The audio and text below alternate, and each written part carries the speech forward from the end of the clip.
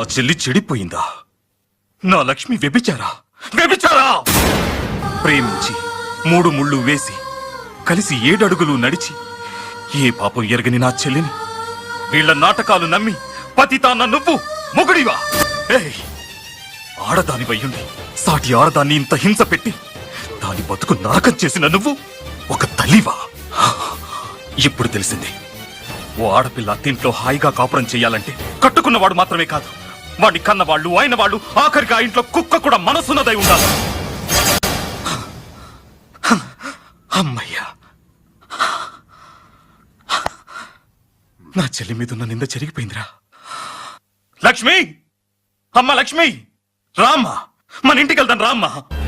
నింద చెరిగిపోయిన తర్వాత వస్తానన్నావు కదమ్మా, నిజం బయటపడింది. నీ మీద నింద చెరిగిపోయింది.